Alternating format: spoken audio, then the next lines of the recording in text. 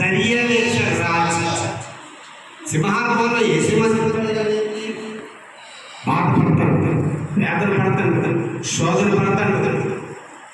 అయ్యో ఒక దేవుడు భక్తుడు, దేవుడు ప్రవక్త, అతన్ని సింహాసనంలో పడేశారని ఆ రాత్రంతా అతను ఎవరు మళ్ళా దర్యావేశ్వరరాజు?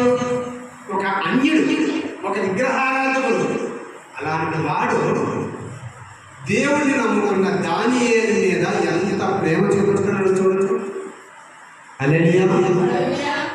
దానియేలు మీద ప్రేమ చూపించి ఆ తెల్లవారిలో కూడా ఏమి తినలే, ఉపవాసం ఉన్నాడు.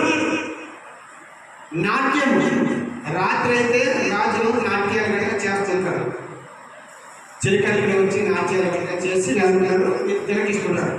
ఆ రోజు నాట్యం లేదు, సభ లేదు, భోజనము లేదు, ఏమి కూడా. ఏముంది? వేదన ఉంది, దుఃఖం ఉంది. ఒక అన్యుడు, ఒక దేశానికి రాజు దానియేలు గురించి ఉపవాసం ఉన్నారు. ఇటు అటు తిరుగుతూ దానియేలు ప్రేమిస్తున్నా, దానియేలు పూజిస్తున్నా, దానియేలు అనుసరిస్తున్నా ఏ దేవుడో నాకు తెలియదు, ఆ దేవుడు దానియేలును రక్షించును గాక, దానియేలును రక్షించును గాక అని ప్రార్థన చేస్తాడు. అతని ప్రార్థన తెలియదు, మోకాలు తెలియదు, దేవుడి కాడ ఎలా ఉండాలో తెలియదు, దేవుడిని ఎలా అడగాలో తెలియదు. కానీ దేవుడు రాజు ప్రార్థన విన్నాడా వినలేదా? విన్నాడు. విన్నదన్నా చేయలేదండి, విన్నదన్నా చేయలేదండి. హల్లెలూయా, హల్లెలూయా, హల్లెలూయా. విన్నాడు, వేగునే లేచాడు. పరిశుద్ధ గ్రంథంలో ఏమని రాసింది? వేగునే లేచి. అంటే తెల్లవారుజామున ఇంకా చీకటి ఉంటుండగా రాజుగారు సింహాల బోనులోకి వెళ్ళి, సింహాల బోను కాడికి వెళ్ళి, ఎక్కడికి వెళ్ళి? సింహాల బోను దగ్గరికి వెళ్ళి ఆ పైనుంచి, ఆ సింహాన్ని పైనుంచి మనుషులు పడేసే ఒక బాక్స్ లా ఉంటుంది, బాక్స్ తీసి జీవము గల దేవుణ్ణి నమ్ముకున్న దానియేలు, అదేంటంటే ఆ మాట అంటే మనకు రోమాలు నెక్కుపొడిస్తాయండి.